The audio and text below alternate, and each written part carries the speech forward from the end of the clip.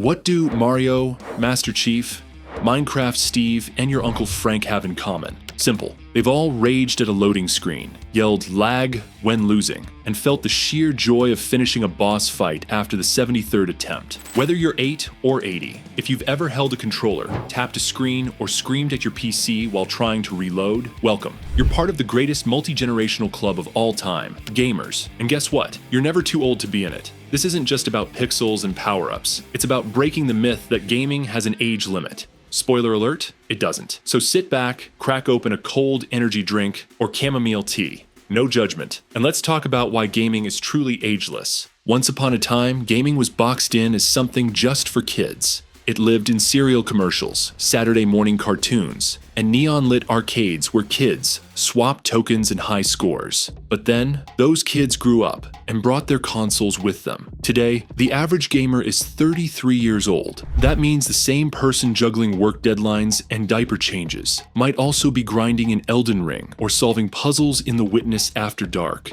And it doesn't stop there. Over 20% of all gamers are 45 or older. That's millions of people logging in after a long day to unwind, strategize, and maybe just vibe to cozy background music in Stardew Valley. It's not about being young. It's about being connected to stories, to characters, to digital spaces where the real world fades away. Even if just for an hour. We used to ask, who's gaming today anyway? The better question is, who isn't? From Candy Crush connoisseurs to Red Dead Redemption role players, it's clear. This is more than a trend. It's a lifestyle, a language, a legacy. Let's also put to rest one of the most stubborn myths, that video games rot your brain. Science disagrees. Games can stimulate memory, improve multitasking, enhance reflexes, and even help older adults delay cognitive decline. A study from the University of California showed that seniors who played 3D platformers like Super Mario 64 had better memory recall and sharper spatial navigation. But this isn't just theory. Real-world application is happening. In rehab centers and assisted living homes, games are being used as therapy, physical, emotional, and cognitive. Motion-based games like Wii Sports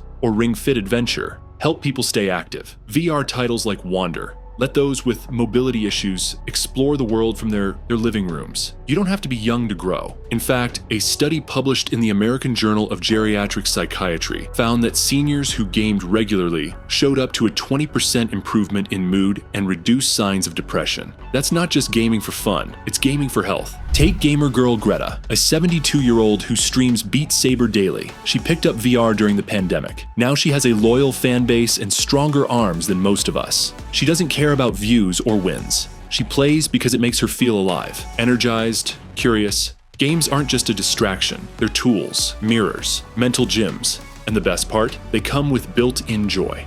Let's rewind a bit. Back in the 70s, it all began with Pong. 2 white bars and a dot. That was enough to blow minds. Then came the arcade explosion. Pac-Man, Donkey Kong, Galaga. Kids crowded around flickering CRT screens, pockets full of quarters, wide-eyed and locked in. By the 90s, home consoles took over. Super Nintendo, Sega Genesis, PlayStation. Suddenly, we weren't just playing. We were living inside the games. Friends huddled around one TV, elbows clashing, screaming at the screen in joyful chaos. Then the 2000s arrived, and with them, broadband, online multiplayer, Halo LAN parties, World of Warcraft raids, Call of Duty lobbies full of trash talk and teamwork. Games weren't just games anymore, they were virtual communities. Now, we're in the everything era. AAA cinematic epics like The Last of Us, cozy indies like Stardew Valley, VR workouts, mobile time killers, AI-driven storytelling. The boundaries don't exist anymore. And the best part? The players who started this journey are still here.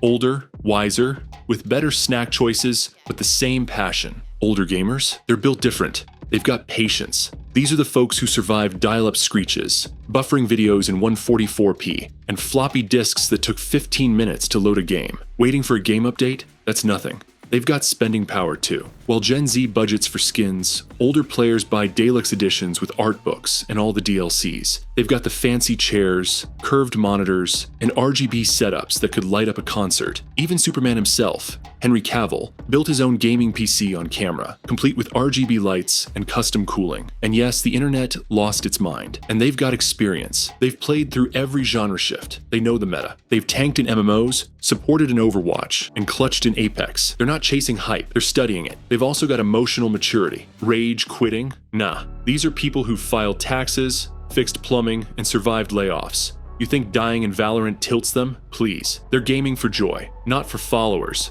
not for clout, just for the love of the game. For that moment when you finally beat that boss you've been stuck on for weeks. One of the most beautiful shifts in gaming today is how it's brought families together. Gone are the days when parents stared blankly while their kid tried to explain what a shiny Pokemon was. Today, parents are playing too. They're not just setting time limits. They're joining the co-op run. Dads and daughters are taking on It Takes Two. Grandmas are learning The Sims. Siblings are teaming up or sabotaging in Among Us. And it works. It bonds. It heals. It gives families shared moments, shared laughter, and even the occasional fight over who stole the last health potion, but always shared memories.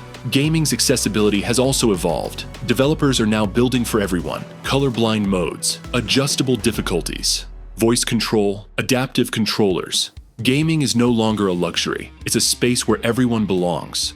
No one gets left out. Let's finally kill that dusty old stereotype. The one where gamer means a hoodie-wearing teen, hunched over a screen in a dimly lit basement. That version? Long gone. Your retired neighbor who mods Skyrim on Twitch? Gamer. A surgeon squeezing in rhythm games between shifts to stay sharp? Gamer. A stay-at-home parent tending virtual crops on a mobile game during nap time? Absolutely a gamer. Gaming is no longer boxed in by age, skill level, or the platform you use. You don't need neon-lit RGB setups or a liquid-cooled mega PC to be a real gamer. Heck, you don't even need to be good at it. You just need one thing: a love for play. That's the real heart of gaming. You might be building empires, fighting dragons, solving pixelated mysteries, or just vibing while your virtual pet naps in the corner.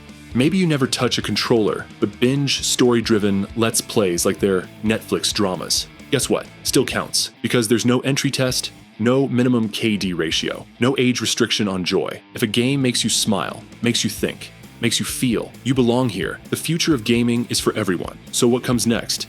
AI-powered NPCs, fully immersive VR, cloud gaming that works on your phone, games that write themselves as you play them. The future is wide open, but through all the innovation, one truth remains.